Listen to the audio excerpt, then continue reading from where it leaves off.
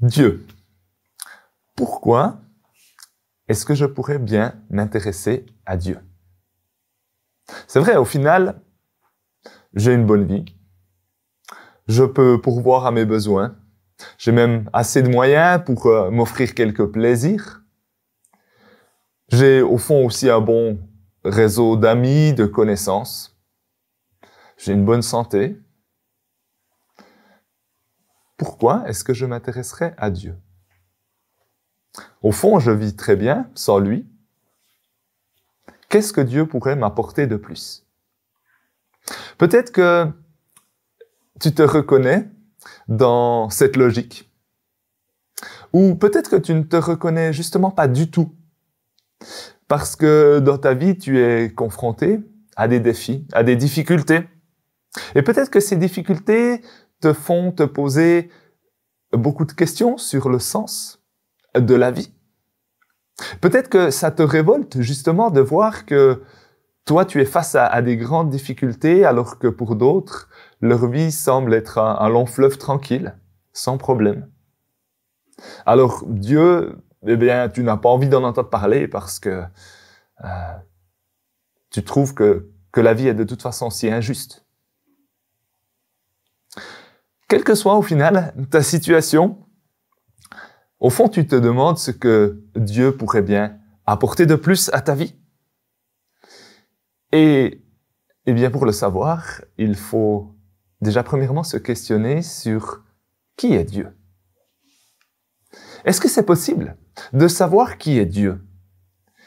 Et si oui, comment? Comment peut-on savoir qui est Dieu? Alors oui, c'est possible. Il est possible de savoir qui est Dieu. Pourquoi? Parce que Dieu s'est lui-même révélé aux hommes. Dieu a transmis des textes, des écrits. Il s'est révélé à certaines personnes qui ont mis par écrit ces choses qui nous ont été transmises jusqu'à aujourd'hui. Et dans ces écrits, on peut découvrir qui est Dieu, quel est son projet pour l'humanité, ce qu'il désire. Et ces écrits, eh bien, on les trouve au fond rassemblés dans un livre qu'on appelle la Bible. Et je vous propose aujourd'hui de nous questionner sur ce que la Bible nous dit de Dieu, sur ce qu'elle nous dit de son plan. Qu'est-ce que Dieu peut bien vouloir apporter dans notre vie? Alors, débutons tout de suite par la première question. Qu'est-ce que la Bible nous apprend à propos de Dieu? Eh bien, la Bible nous présente différentes caractéristiques de Dieu. On a un passage dans la Bible où Dieu se révèle lui-même, se décrit lui-même. On trouve ce texte dans Exode 34. C'est un moment où Dieu se révèle à son serviteur Moïse. Et voici ce qu'il dit. L'Éternel passa devant Moïse en proclamant « L'Éternel, l'Éternel, un Dieu plein de compassion et de grâce, lent à se mettre en colère et riche en amour et en fidélité. Je conserve mon amour jusqu'à la 1000e génération. Je pardonne le crime, la faute et le péché. » Dieu s'adresse ici à un homme, Moïse. Moïse qui était le responsable du peuple, et il désire que Moïse transmette ces informations au peuple. Autrement dit, Dieu est en train de se révéler aux êtres humains. Et il révèle qui il est, quelles sont ses caractéristiques. Et Dieu commence par se présenter comme un Dieu de compassion. Alors, qu'est-ce que la compassion? Eh bien, la compassion, c'est la capacité à comprendre, à porter les peines de quelqu'un d'autre. Autrement dit, Dieu s'intéresse à nous. Quelle que soit la situation de vie que nous traversons, Dieu s'intéresse à nous. C'est un Dieu de compassion. Il se décrit également dans ce texte comme un Dieu de grâce. Alors, qu'est-ce que la grâce? Eh bien, la grâce, c'est le fait d'accorder à quelqu'un quelque chose qu'il ne mérite pas. On pourrait décrire ça avec le terme faveur. une grâce, c'est une faveur. Dieu est un Dieu généreux qui veut nous accorder quelque chose de bon, et cela sans aucun mérite de notre part. Dieu se décrit dans ce texte également comme un Dieu patient, un Dieu qui ne se met pas rapidement en colère. Une image qu'on a souvent de Dieu, c'est la personne qui nous attend au détour avec le bâton et dès qu'on fait une erreur, tac, il nous donne un coup. Non, ce n'est pas l'image que Dieu donne de lui-même. Dieu n'est pas ce Dieu-là. Dieu se présente comme un Dieu qui a de la patience, qui ne se met pas rapidement en colère. Ensuite, il dit également qu'il est riche en amour.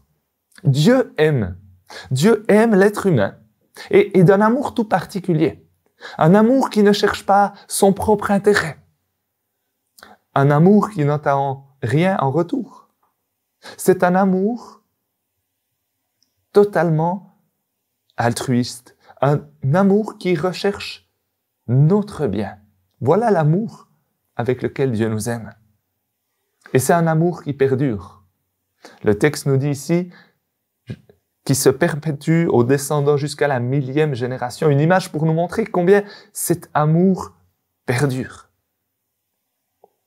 Dieu dit également qu'il est riche en fidélité.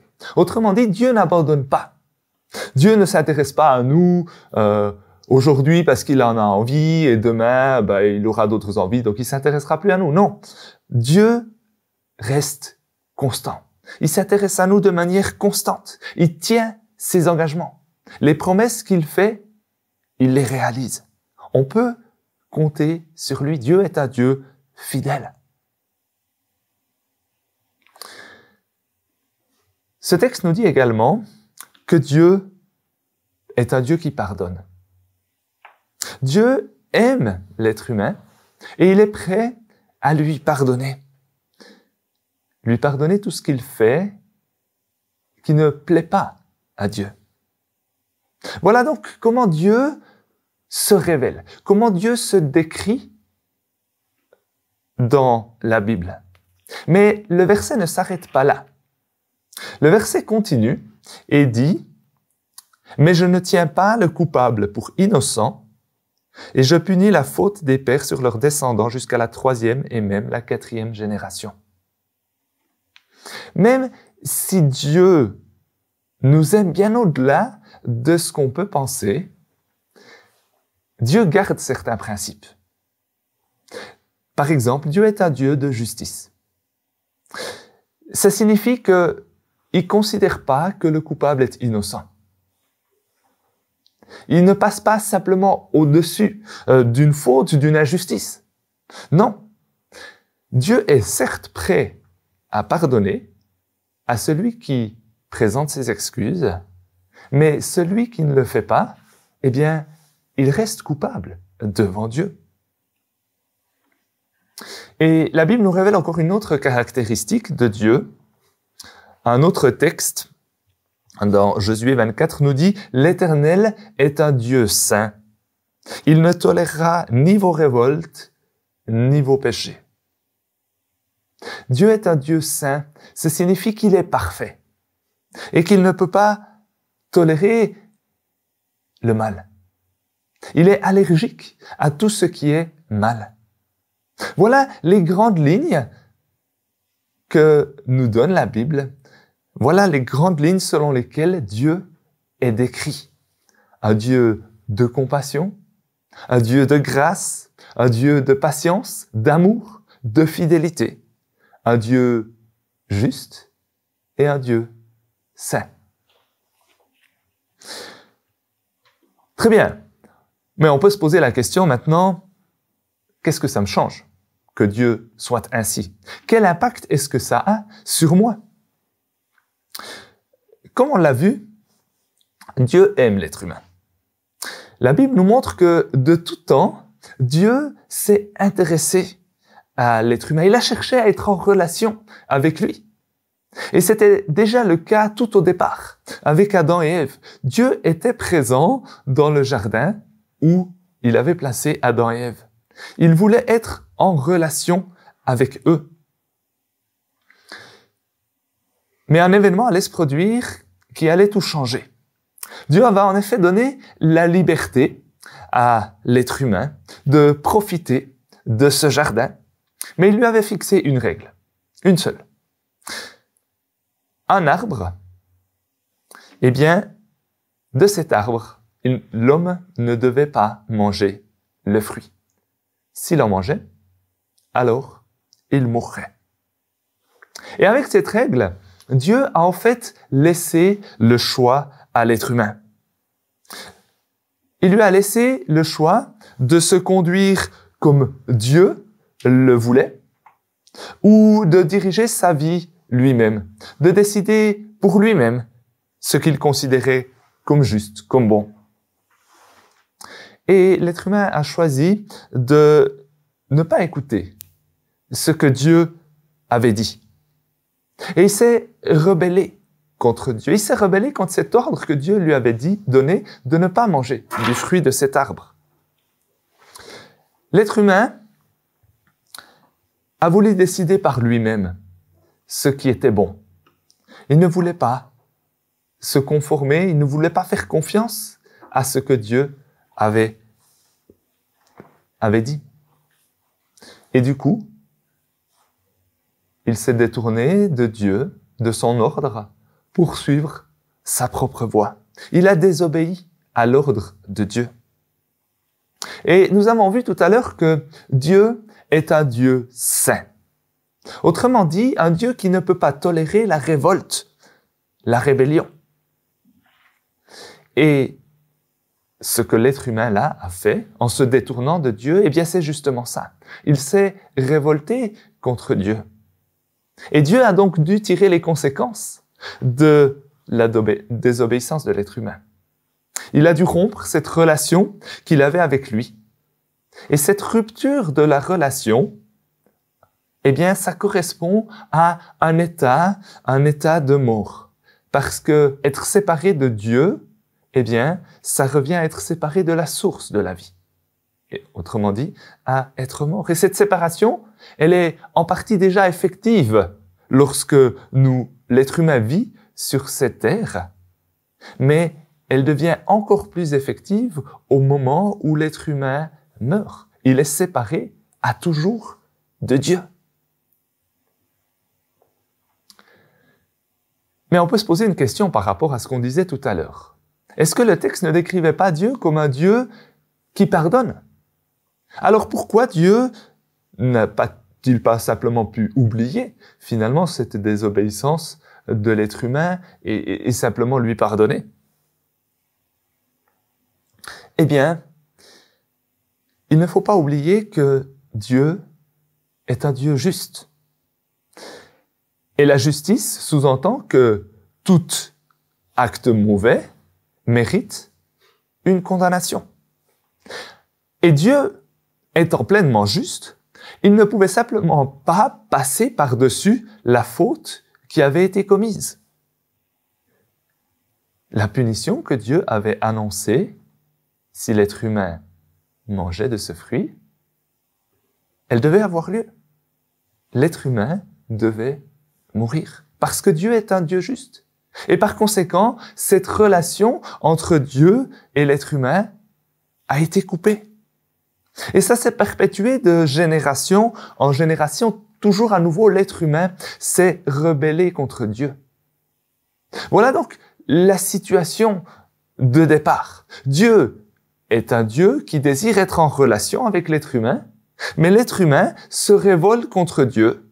Et donc, ça devient une relation impossible, parce que Dieu est un Dieu parfait, Dieu est un Dieu saint, et il ne peut pas être en relation avec quelqu'un qui se rebelle contre lui.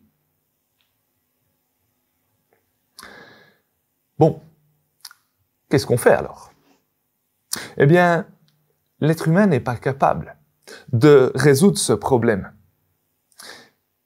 L'être humain, de par sa rébellion, doit subir la conséquence de ses actes. Mais n'oublions pas que Dieu se décrit comme un Dieu d'amour, un Dieu qui aime profondément l'être humain. Et donc, il a cherché une solution. Et cette solution, elle devait correspondre à toutes ces caractéristiques de Dieu. Dieu ne pouvait pas se renier. Et donc, il fallait chercher une solution qui satisfasse son amour d'une part, mais sa justice également, et encore sa sainteté. Et pour satisfaire cette justice de Dieu, on l'a vu, la condamnation qui résulte de la désobéissance, c'est la mort. Et Dieu ne pouvait pas simplement faire sauter cette punition. Imaginez cette situation. Un enseignant fixe à ses élèves une règle. Si vous ne faites pas vos devoirs, alors vous devez venir en retenue. Et voilà qu'un élève ne fait pas ses devoirs. Quelle devrait être la conséquence? Une retenue. Mais voilà, l'enseignant, sous prétexte qu'il aime ses élèves, va systématiquement lever la punition. Et il ne va jamais faire venir ses étudiants en retenue. Ce prof n'est pas crédible. Et il n'est pas juste envers lui-même. Il avait dit quelque chose qu'il ne tient pas. Et au fond, si on réfléchit à cette règle, quel était le but de cette règle? Elle avait pour but de pousser les étudiants à faire leurs devoirs. Et c'est au fond une bonne règle parce que ça va permettre à ces élèves de se développer, de grandir en connaissance, de progresser. Une bonne règle, au fond. Et avec Dieu, eh bien, il en est de même. La règle que Dieu avait fixée, c'était que l'être humain ne devait pas faire le mal. Au fond, c'est une bonne règle. Mais l'être humain s'est détourné.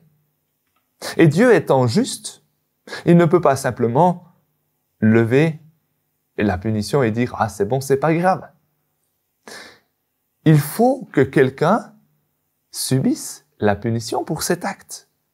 Mais en même temps, si c'est un être humain qui l'a subi, eh bien, il subit cette punition pour lui-même, ce n'est finalement que justice.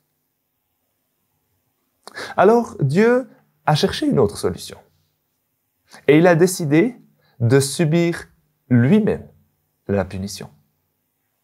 Lui qui avait fixé la règle, qu'il a toujours respectée, va subir la punition pour ceux qui ne l'ont pas respectée. Et pour cela, Dieu a envoyé son Fils unique, Jésus-Christ. Il l'a envoyé sur cette terre. Respectivement, Jésus a été volontaire pour venir vivre sur cette terre comme nous tous, êtres humains. Et pendant toute sa vie, Jésus, le Fils de Dieu, s'est pleinement conformé au plan de Dieu, au projet de Dieu. Il n'a jamais désobéi à ce que Dieu désirait. Et dans ce sens, Jésus était au fond le seul qui ne méritait pas la condamnation, puisque lui avait toujours respecté ce que Dieu désirait. Et pourtant, c'est Jésus qui va aller mourir. Il va accepter de donner sa vie volontairement et prendre notre punition sur lui. Il prend la punition que l'être humain mérite. Jésus est mort.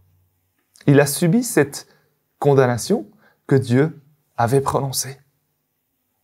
Mais Jésus est aussi ressuscité. Il était parfait. Il avait vécu de manière parfaite. Il n'a jamais commis le mal. Et donc, la mort n'avait pas de droit sur lui. Elle ne pouvait pas le retenir. Et c'est pourquoi Dieu l'a ressuscité des morts. Mais bon, à quoi est-ce que tout cela a servi? Eh bien, prenons encore une fois un exemple. Imaginez que j'ai une dette de 100 000 francs envers Denis. Et voilà que mon ami Jacques vient et rembourse cette dette à ma place. Je lui ai rien demandé. Il le fait de lui-même. Du coup, cette dette que j'avais envers Denis, eh bien, elle est payée. Jacques l'a payée. Est-ce que je suis redevable envers Jacques? Eh bien, au fond, je ne lui ai rien demandé. Il l'a fait de lui-même, il l'a fait volontairement. Ceci dit, maintenant, je peux ignorer le fait que Jacques a déjà payé ma dette et toujours encore essayer de la rembourser à Denis. Ou alors, l'autre variante, je peux accepter le cadeau que Jacques me fait en versant ce montant. Et puis, je peux être reconnaissant envers Jacques. Ou encore, je peux ne pas du tout accepter ce cadeau et essayer de rembourser ma dette moi-même. Au fond, c'est ce que Jésus a fait. Jésus a payé la dette que j'avais envers Dieu à cause de tout le mal que j'avais commis. Il l'a fait volontairement.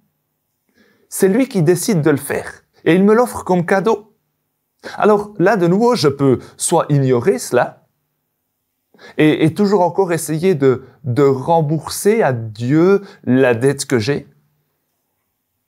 Ou alors, je peux accepter ce cadeau avec reconnaissance. Ce cadeau que Dieu offre gratuitement. Et c'est là le message clé de la Bible. Parce que Jésus, à la fois Dieu, à la fois homme, qui a vécu de manière parfaite sur cette terre, parce qu'il a subi la punition que je méritais, eh bien Dieu est à présent prêt à me pardonner. À présent, il peut me pardonner. Pourquoi? Parce que quelqu'un a subi la punition. Quelqu'un a payé la dette. Et la faute a reçu sa punition. Et par conséquent, Dieu peut pardonner sans que sa justice ne soit offensée. Mais qu'est-ce que cela a coûté? Pour que cela soit possible, eh bien Dieu a donné son Fils unique. Ça a coûté quelque chose. Dieu donne son Fils volontairement. Jésus-Christ vient sur la terre se donner pour nous, de son plein gré.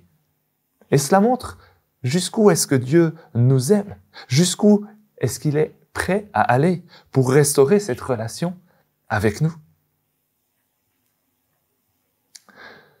Bon, peut-être que vous allez me dire, ouais, c'est très bien ce que tu nous racontes, mais je vois pas en quoi ça me concerne. Eh bien, voyez-vous, moi, ça me concerne. Pourquoi? Parce que moi aussi, j'ai désobéi à Dieu. Pour ne prendre qu'un exemple, je me souviens de parfois ne pas avoir dit la vérité à quelqu'un dans le but de tirer un avantage pour moi-même. Ce n'est qu'un exemple, mais c'est déjà suffisant. Pour un Dieu qui a l'injustice en horreur, pour un Dieu qui est parfaitement saint et qui déteste le mal, eh bien, ce simple acte est déjà en fait une rébellion contre lui, contre son projet, contre sa volonté. Et parce que Dieu est un Dieu saint, et parce que je me suis, en faisant cela, rebellé contre lui, eh bien, il y a une rupture entre nous. Dieu ne peut pas être en relation avec moi à cause de ma conduite injuste. Et par conséquent, eh bien, je mérite la punition que Dieu a réservée à ceux qui lui désobéissent. Cette mort, cette séparation éternelle avec lui. Mais la bonne nouvelle, c'est justement ce que je disais tout à l'heure, c'est que Jésus a déjà subi la punition pour cela. Il a pris ma place et il me fait un énorme cadeau. Parce que Jésus a subi la punition à ma place, eh bien Dieu est prêt à me pardonner. Et par conséquent, je peux à nouveau entrer en relation avec Dieu au travers de ce que Jésus a accompli. Je peux avoir une relation avec Dieu, déjà pour ma vie ici-bas, sur cette terre, mais également une relation qui perdurera pour l'éternité. Parce que Dieu a créé l'être humain avec une éternité en perspective, non pas seulement 80, 100 ans sur cette terre. Dieu désire une relation pour toujours. Voilà ce que Dieu offre. Mais alors, comment ça se passe? Comment est-ce que je peux accepter cette offre que Dieu me fait? Eh bien, Dieu est prêt à me pardonner si je m'approche de lui et si je lui demande pardon pour toutes les fautes que j'ai commises. Si je reconnais que je me suis conduit d'une manière qui lui déplaît, je peux venir à lui. Je peux lui demander pardon. Je peux lui dire que je souhaiterais être en relation avec lui, que j'accepte ce que Jésus-Christ a accompli sur la croix pour moi, à ma place. C'est tout. C'est simplement cela. Je n'ai rien d'autre à faire que d'accepter ce qui a déjà été fait par Jésus-Christ. Voilà l'offre que Dieu nous propose. Alors, vous allez peut-être me dire, mais qu'est-ce que ça change au fond? Qu'est-ce que ça change? Eh bien, je peux avoir une relation avec Dieu. Et cette relation, elle a un impact sur ma vie. Elle donne un sens à mon existence. Je comprends pourquoi j'existe. Je comprends que ce que Dieu veut, c'est mon bien. Il m'aime. Et il veille sur moi dans toutes les situations que je peux traverser, même dans les difficultés que je peux traverser. Dieu est là. Il vient apporter un sens à ma vie.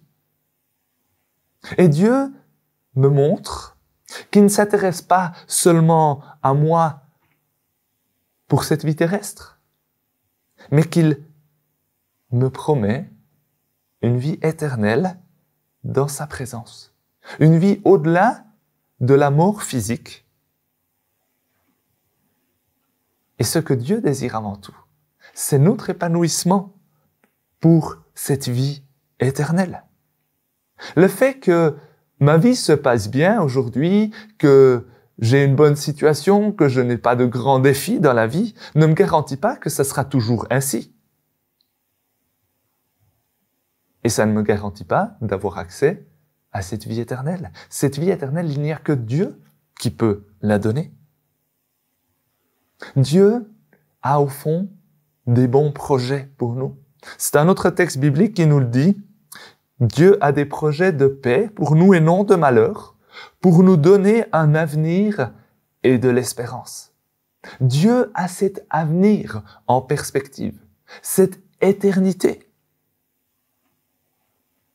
Et si on regarde le récit que nous dévoile la Bible, ce récit que je viens de présenter, eh bien, on remarque que notre vie présente, elle a un nouvel enjeu. L'enjeu de ma vie ici-bas n'est pas de vivre la meilleure vie possible, avec le moins de difficultés possible. Non, l'enjeu de ma vie, c'est d'être confronté à cette offre que Dieu me fait et d'accepter ce cadeau. Cette vie éternelle dans la présence parfaite de Dieu. Un environnement fait uniquement de justice et de perfection. Est-ce que c'est pas au fond ce à quoi nous aspirons tous? Dans notre monde qui est tellement marqué par les injustices, par la souffrance, par la violence, est-ce que nous aspirons pas tous à un monde pleinement juste? Eh bien, c'est justement ce que Dieu désire nous offrir. Et cela pour l'éternité. Nous venons de voir de manière très brève le message que la Bible nous présente, le message que Dieu nous adresse. Et ce message, il comporte une question. Est-ce que je suis prêt à laisser une chance à Dieu? C'est le titre de ce message. Oser Dieu. Vais-je avoir le courage de laisser une chance à Dieu? Ce Dieu qui a décidé de subir la punition à ma place, en se donnant lui-même. Ce Dieu de compassion, de grâce, de fidélité, d'amour, de patience, de justice, de sainteté. Ce Dieu qui n'attend au fond que le fait que je reconnaisse mes torts, que je reconnaisse ma situation pour pouvoir me pardonner et débuter une relation avec moi. Je souhaite que nous puissions prendre conscience que le projet que Dieu a est au fond un bon projet et que nous puissions laisser une chance à Dieu. Comment est-ce que je peux lui laisser une chance? Eh bien, par exemple, en m'intéressant à ce message qu'il m'adresse, en approfondissant à cela pour bien le comprendre. Comment je peux faire cela? Eh bien, par exemple, en lisant le Nouveau Testament. Voilà une manière tout à fait concrète de donner cette chance à Dieu. Lui donner cette chance de se révéler à moi. Et si vous aimeriez vous engager dans cette voie, mais que vous avez besoin d'aide, alors n'hésitez pas à vous rendre sur notre site internet. Vous y trouverez là un formulaire de contact. Et nous sommes volontiers à disposition pour répondre à vos questions. J'aimerais vous inviter à terminer ce message par la prière. Seigneur notre Dieu, merci. Merci parce que tu t'es révélé à nous. Merci pour ce message que tu nous adresses au travers de ta parole, au travers de la Bible. Merci parce que tu es ce Dieu juste, ce Dieu saint. Au fond, c'est ce à quoi nous aspirons. Et c'est ce que tu veux nous donner. Mais tu as vu le problème. Tu as vu cette séparation à cause des offenses que nous avons commises, de ces péchés. Merci que tu as cherché une solution. Merci que dans ton amour, tu as choisi de te donner toi-même dans la personne de ton Fils, Jésus-Christ. Merci Jésus d'être venu sur cette terre, d'avoir porté nos fardeaux, nos fautes, d'avoir subi la condamnation à notre place. Et merci parce qu'en mourant pour nous, tu nous accordes le pardon. Tu nous permets d'entrer à nouveau en relation avec toi, avec le Père. Merci parce que nous devenons tes enfants. Et merci parce que tu nous accompagnes dans notre quotidien. Mais surtout parce que tu nous donnes cette perspective qui va au-delà de notre vie présente. Cette perspective d'une éternité dans ta présence, dans un monde entièrement renouvelé, où le mal n'aura plus aucune place, où tout ne sera que paix et justice. Merci pour cette perspective que tu veux nous donner. Merci pour cette offre. Permets-nous de l'accepter simplement par la foi, en croyant que tu as tout accompli pour nous. Amen. Que le Seigneur vous accompagne, qu'il se révèle personnellement à vous. Et mon souhait, c'est que vous puissiez débuter une relation avec lui. À bientôt.